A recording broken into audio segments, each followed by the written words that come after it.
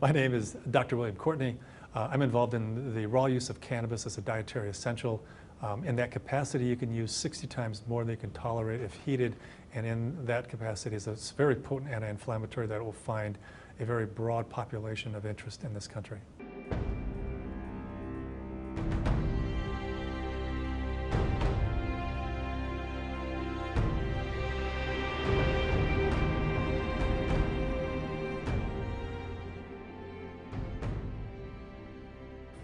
I'm Donald Abrams, and I'm Chief of Hematology Oncology at San Francisco General Hospital and a Professor of Medicine at the University of California, San Francisco. I do research in medical cannabis applications. I mean, if cannabis were discovered in an Amazon rainforest today, people would be clamoring to make as much use as they could of all of the potential benefits of the plant. I think, unfortunately, it carries with it, you know, a long, maybe not so long history of being a persecuted plant.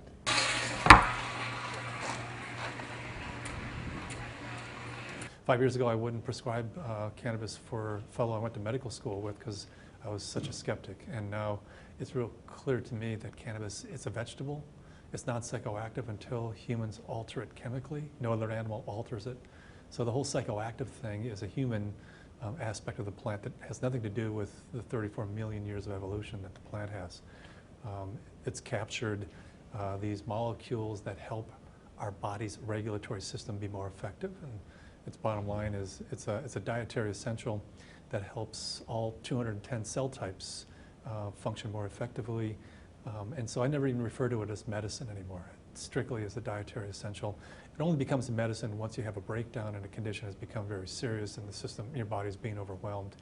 Then cannabis can be manipulated, i.e. heated, concentrated, to become a medicine. But in its best form, it's a preventative. And preventing diabetes is a lot better than trying to treat it. Preventing cancer is a lot better than trying to treat it. I think cannabis is a medicine that is anti-inflammatory, antioxidant, and probably has some direct activity against cancerous cells. So, the federal patent is phenomenal.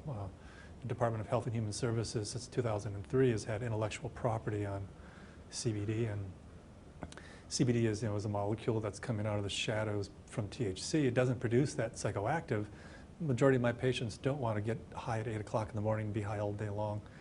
But a lot of them do have arthritis, car accidents, autoimmune disorders, rheumatoid, and they start out their day in pain, and they're in pain most of the day long. And so they're looking for relief but clarity, and that's what these eating the plant raw. I mean, you not only need CBD. CBD is a non-psychoactive, whether it's CBD acid, which is how it's found in the raw plant, or CBD, which is what happens after you cook it or heat it or steep it or turn it into tea or something. But THC acid is the real tricky molecule in the raw plant, totally non-psychoactive, phenomenally beneficial as a molecule. Once it's heated, it turns into THC, and then the tolerable dose drops from hundreds of milligrams a day to 10. And with 10 milligrams, you stimulate the CB1 receptor, you get that psychoactive effect, either dysphoria or euphoria, but you walk away from 99% of the benefits of this plant, which are bone remodeling, intestinal function, neural function, inflammation control, cancer, precancerous detection.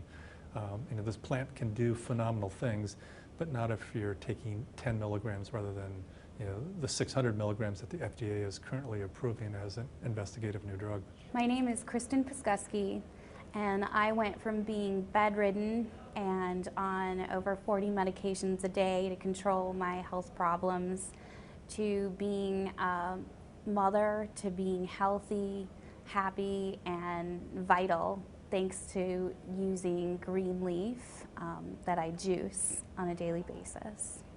Yeah, I was diagnosed with lupus and rheumatoid arthritis when I was 16, and then interstitial cystitis, painful bladder condition, endometriosis, cervical cancer. I was told I was sterile and would never have children, and hypothyroidism, chronic infections. I've had 16 surgical procedures, and I'm resistant to most antibiotics and have chronic infections.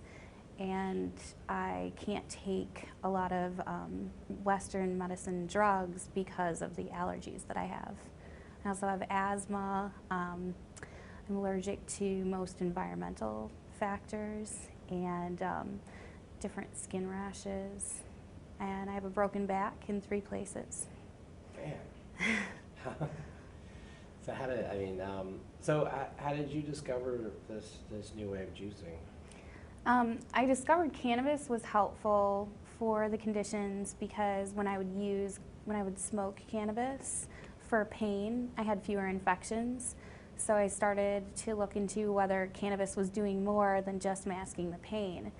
And I moved to California to be able to use cannabis legally, but I still didn't have the type of healing that I anticipated with smoked and heated cannabis. So after talking to several cannabis physicians and attending different lectures, I found out that there's the THC acid and CBD acid that you get in the raw form have medicinal properties that are better at helping my immune system to communicate. So as soon as I began doing that, it took about 6 weeks and I was infection-free and all of my conditions went into remission. And what many of my patients do is they plant a plant every day and they pick a plant every day. If you let the plant grow to a certain size, you may be able to use half a plant a day. So a plant therefore would last for 2 days. So therefore you need 1 plant every other day. So the total number of plants depends on whether you have a plant a day, a plant every other, or a plant every 3 days, depending on the space available. But most of them are trying to do this whole thing on a single 400-watt light. And they use a fluorescent light to keep a mother alive, and they produce a clone. They start a plant. They pick the whole plant, strip the leaf and flower, juice that. Good indication that the roots are also useful. Stalk is a little fibrous, can bind up a lot of juicers and ruin the juicer because it's just so strong.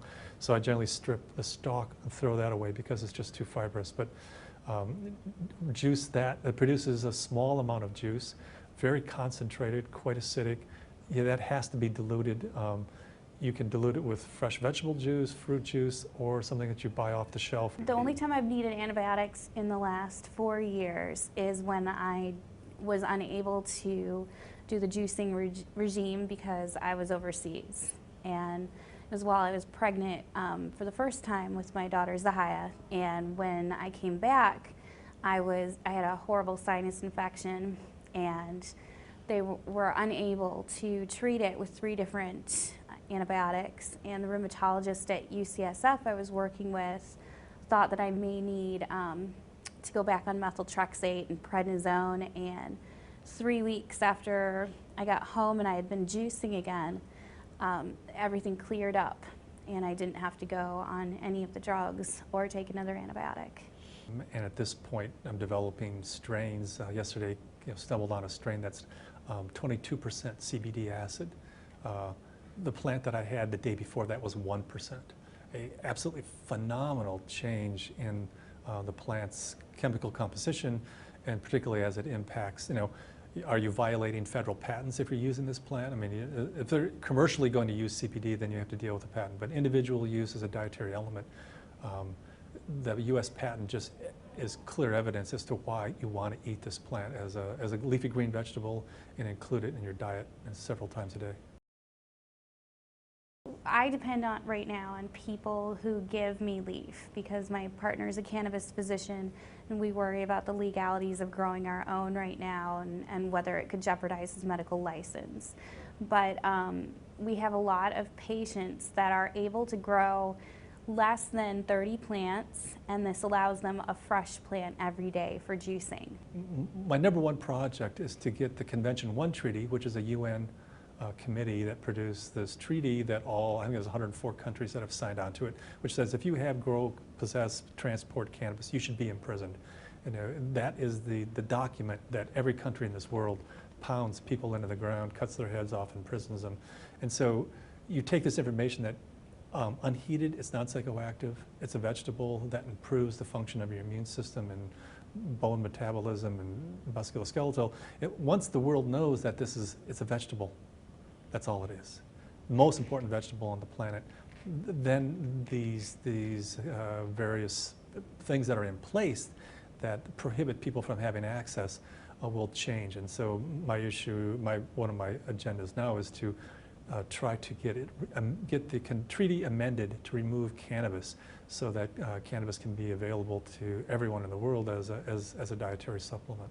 And anyone who knows somebody who's sick, who has a loved one with an illness, or themselves has suffered from one, understands that there are more important things to look at, and we have to be able to adapt. If what we're doing doesn't fit with what's needed in the world today, if how we make our living isn't supporting, it's not sustaining people's health, then we need to be able to grow and adapt and change. You don't want to go from, I guess a lot of incarcerations to suddenly, it's a dietary essential. I mean, how do you make that leap? And so I'm hoping that we're in a phase where, we're gradually letting go of yesterday's nightmares and embracing the fact that, it's patented for its benefits, it's approved of by the FDA, and in fact is clearly a dietary essential that should be in everyone's diets. And so I'm hoping that the DEA, which is lagging behind, will on cue with the whole organization decide that, okay, well, let's go ahead and reschedule this, because clearly we can't have a patent on its utility and say it has no utility. I mean, the conflict is just, it's patently absurd.